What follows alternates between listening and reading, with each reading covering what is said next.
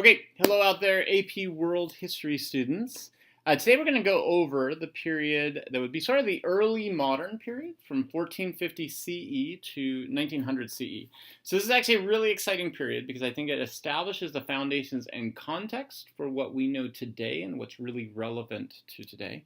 So I'm pretty excited to give you guys this second to last major installation in these reviews that we're going over to get you guys ready for the AP exam. So here are the big key concepts, and as usual with the key concept, there's a ton of words and a ton of really weird language here to have to remember. So what I'm going to do for you guys is I'm going to summarize each one of these for you guys to remember, and just keep in mind these are like the big issues I want you guys thinking about throughout this presentation.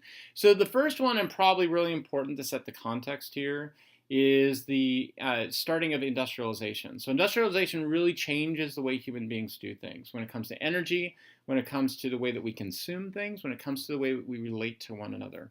The next thing is about how states industrialize. Now, as usual, whenever I introduce this term, I always think students probably thinking, states, that's where I live, right? Or states where I'd like to be, like, I don't know, Montana. It's a pretty beautiful place to be at.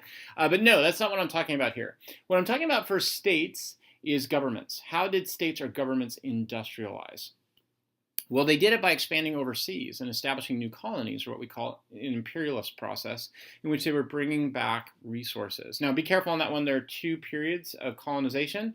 Early colonization from 1450 to probably about 1700, and then imperialism from 1700 to 1900. So don't get those two mixed up. They are separate from each other.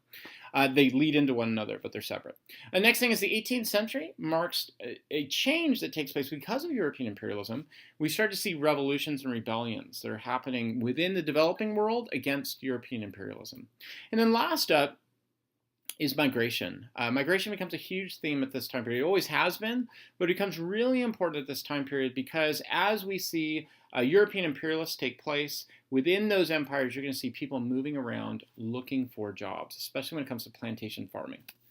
So let's go back to 1450 CE when Europeans start to go out and they start to experiment or explore new worlds, right? For people who were living there beforehand, we've studied about them this year. When we talk about the natives from these areas, whether they are the hunter-gatherer or if they're the farmers up in the northeast of America, or we can talk about the Aztecs and the Incas are going back before them, the Toltecs, the Olmecs, and the Mayans. But for Europeans, this is sort of like a discovery of a new land for them. And when they do that, they establish something called the Columbian trade. So this comes out of Christopher Columbus. It's called the Columbian trade. The Europeans received off of this a whole bunch of things, basically crops and food from native cultures, especially potatoes, coffee, maize, and tobacco. Potatoes are really important. I can't stress that enough. I'm sure you're probably thinking, potatoes, how do you get excited about that? I actually get really excited about potatoes because potatoes actually probably staved off major starvation in Europe. Especially like, for example, Ireland's a good example. Potatoes became a stock part of their diet. And you might be thinking, okay, well, what do potatoes do for you? You can literally eat potatoes all day and you will be able to survive and do incredibly well. They have a lot of nutrients to them. It might be boring, but potatoes are really important for staving off starvation. Now, on the other hand, Europeans also gave to natives diseases like measles, smallpox, and chickenpox, and this caused a massive dying off for the natives. There are different numbers on like how many natives were in the Americas. At the time, people have different numbers. You hear like on the higher end, 70 million natives within all of North America and Mesoamerica. On the lower end, 10 million. So we can imagine it's somewhere in the middle ground of that. Basically, within a couple centuries, we went all the way down to about 200,000 natives. So there was a massive dying off that was created because of all these diseases. And that then opened up land for Europeans to come in and settle. So what were some of the reasons for why Europeans were exploring in the 1450s? That actually is really important. Probably the biggest one that I want you to keep in mind for this had to do with the Ottoman Empire. So the Ottoman Empire controlling North Africa all the way out into the Middle East had what were called the Arab middlemen. And what I mean by that is, as Europeans would come in and do trade on the Silk Roads, they would have to pay fees to people who were in that area. And they wanted to find a way around this so they wouldn't have to deal with those fees anymore. So Bartholomew Diaz finds the route that goes around South Africa. Now, when he gets to the bottom of South Africa, he has to turn back because he can't seem to find the way around. And on top of that, his men are dying of disease. And so he basically is facing a possible mutiny. And so he has to turn back. The next guy is going to come along after him, Vasco da Gama, does continue on that. And he connects Europe all the way around South Africa up to India. And this creates a fight between the two major superpowers of Europe at the time, Spain and Portugal. Both are Catholic. And so at the Treaty of Tordesillas, the Catholic Pope, Alexander VI, gives to Portugal the Eastern Hemisphere, Spain the Western Hemisphere of the world, the only exception being that Portugal gets Brazil, which is actually really important because that's going to be a major place for sugarcane production and the expansion of the Atlantic trade of African slaves. Now, in the midst of all this, then, Spain is going to go out and they're going to conquer some of those major empires that we have seen now in Mesoamerica. So, like, for example, Hernan Cortez goes in and conquers the Aztecs. Now, the stereotype most people think is that Cortez conquered because of the amazing technology that the Europeans had. Actually, the technology they had, I mean, yes, they had the upper hand of having rifles, but the rifles at the time, or muskets, actually were not very good. They didn't do the kind of accurate job that they now do. And so the real reason that most historians think Hernan Cortez was able to conquer the Aztecs was because of the Aztecs' cultural beliefs that allowed Hernan Cortez to come in. And so the Aztecs saw Cortez as being a god named Quetzalcoatl. And the idea was Quetzalcoatl had been kicked out of the area by the other gods. He had come back to save the Aztecs from some of the problems going on at the time, like disease, and there were some volcanic eruptions taking place at the time. The Aztecs invited Hernan Cortez in, and Cortez used that in order to conquer them. Francisco Pizarro conquers the Incas. And when all of this is done, the Spanish are going to set up what's called the encomienda system. The encomienda system was a farming mining system in which conquered Aztecs were placed on mines and on farms called haciendas. And they would mine for silver. The silver went back to Spain. And then Spain at the time mishandled the silver. What they did was they bought up tons of goods abroad. Their richer, wealthier classes would do this in order to have like ornamental paintings and things like that in their homes. A lot of the silver ended up going all the way out to the Chinese Ming Empire and actually inflated their economy. So this actually, for a short period of time, strengthened the Chinese Empire. So what are some of like the new empires that we're going to see then that conquered within North America? Well, Portugal and Spain, Spain remains in control of the Mesoamerican area, going all the way up into California for some time, but they really don't remain in control because of their mistakes, mismanaging silver. And so the two big empires that take over are France and England. And what they establish are the following. So in the case of Spain, really quick, Spain establishes New Spain, which was a part of Mesoamerica, Mexico, and southwest North America. It was mainly used as a way for proselytizing to expand the Catholic Church, but also explorers and merchants used it as a way to get a hold of silver and land. New France was in what today we would call the Louisiana Territory, or Canada. And they primarily used this area for military forts and then trade between merchants and traders with Native Americans, especially for the fur trade. And then last off was New England. New England formed the smallest out of all of these, but ironically the most successful. And the reason why is because they established family and religious settlements. And it was in these areas where they farmed cotton and tobacco. So in the midst of all this then is established the Atlantic slave trade. And the reason why this takes place at the time has to do with this exploration and the desire for mercantile markets. So what the Europeans did was they resorted to trading Africans for slavery because it was basically cheap labor. It was a way for them to grow sugarcane in places like Brazil and the Caribbean. Now, the economic context for doing this then is the economy of mercantilism, going out and looking for natural resources to send back to Europe for finished products. However, there's also a racial context that gets started off very early here. There's been slavery since the beginning of humankind. We still, unfortunately, have forms of slavery today, but there's a very unique part to the slavery that was done to Africans. Africans were changed from being human into being property. Now, so when we think of the economic context for that, I think we need to be very sensitive to the fact that Africans were transformed into property. How can that happen in somebody's mind? The only way is to say that somehow they are not really human like us. They are uncivilized. We can change them into property.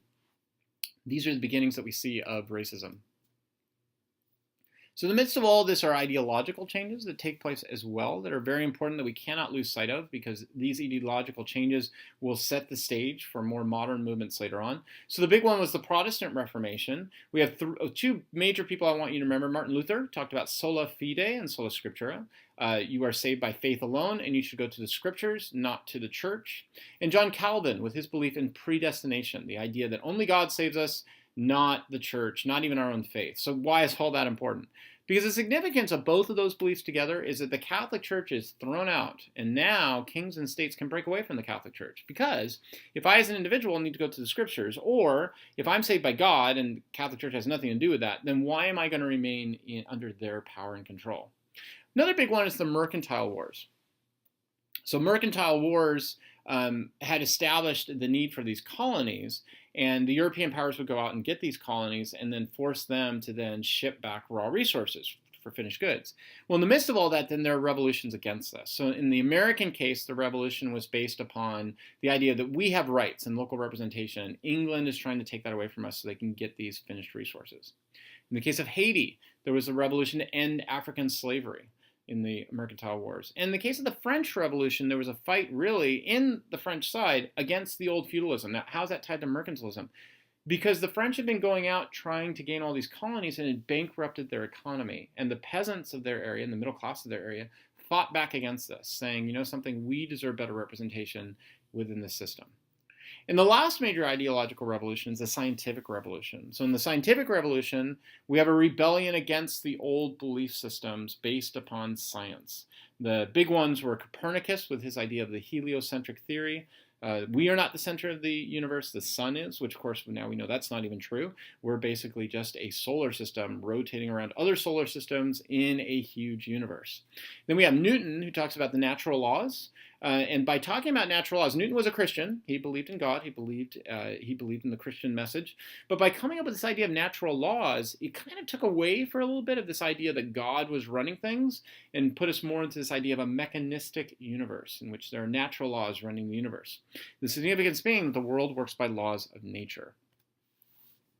So in the midst of all of this, then, we have the huge revolution that takes place, and that is the economic revolution of the Industrial Revolution. So before the Industrial Revolution was the cottage industry. People would create a product in their homes, one at a time.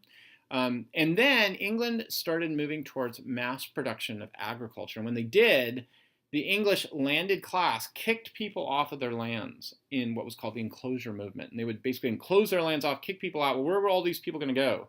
They went to urban centers. And when they went to urban centers, it just happened at that time that people had found coal. And this allowed for a whole new system, what's called the factory system, in which people came in and they began mass producing goods for consumption.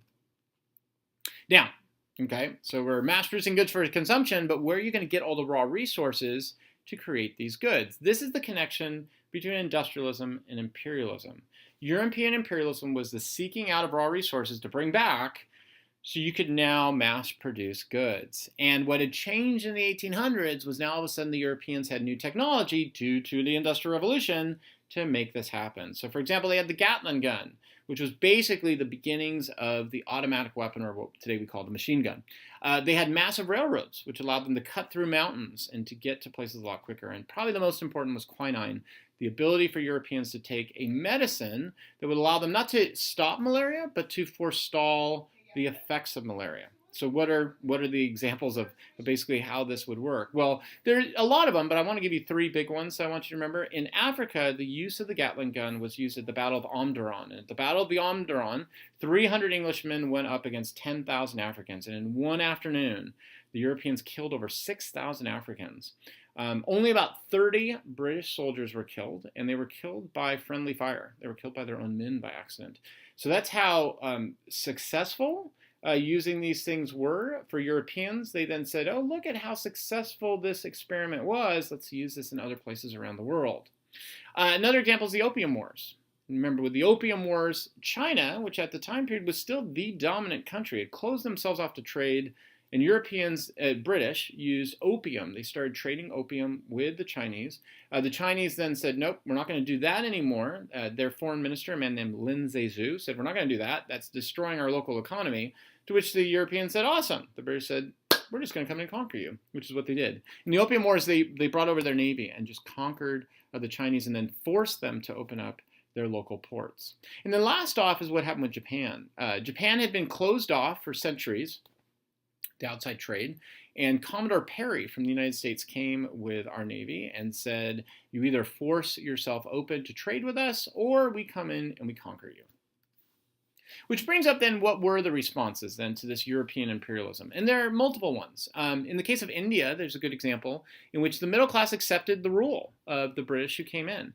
But what they did was they accepted the rule because they were then placed into local positions of power. So the Indian middle class always kind of wanted their independence, but they also accepted British rule as long as the British would allow them to practice their local traditions. In Southeast Asia, there was something called the wisdom tradition, which many leaders rebelled, calling for traditional cultures. So we see that in Southeast Asia. We also see it in Africa, in which in African cultures, Africans called for their traditional African matriarchies and pantheism. In China, there was an attempt to mix the two things together in something called the self-strengthening movement. The slogan for this was East for essence, West for practical use. The Confucians, though, said, no, we're not going to go with this because this is going to bring in too much Western influence. However, on the opposite side, the Japanese did do, even though they didn't use the name for it, they did what the Chinese claimed they were going to do. So in Japan, after Commodore Perry came in, there was a big civil war, rebellion between the Satcho, and the traditionalists won that war. But strangely, the traditionalists then reformed, but the way they reformed is very interesting. They used Western technology like guns and a strong navy and industrialization, but they then strengthened the emperor to lead all of this. So it almost sounds a lot like Chinese legalism, in which you give the emperor a lot of power. So there we have a really good example in the Meiji Restoration of using what the Chinese said. Use East for essence, the beliefs of the East, West for practical use, the technology. So what are our big takeaways? There's a lot going on here that leads into the late modern period. First of all, industrialization led to new uses of energy like coal, fossil fuels, and electricity, moved people into urban centers, and then there was a need for raw resources. The industrial powers sought out these new resources in places like India, Asia, and Latin America, leading into European imperialism. The countries that they did this European imperialism reacted against that, and they reacted against the social Darwinism that formed that claimed that they were racially inferior. And they did this either through violent revolutions or adaptations in their culture. And then last off, I want you to remember that within these empires, people moved around a lot, looking for new work, especially in places like India, Southeast Asia, and South Africa. And that's going to lead us into the late modern period, because all these foundations we've been talking about are going to lead us into what happens for us in this last part of the story of AP World History, for now at least, the last part, about the changes that take place and some of the continuities as well. So, see you guys in class. Hope this helped out. Bye.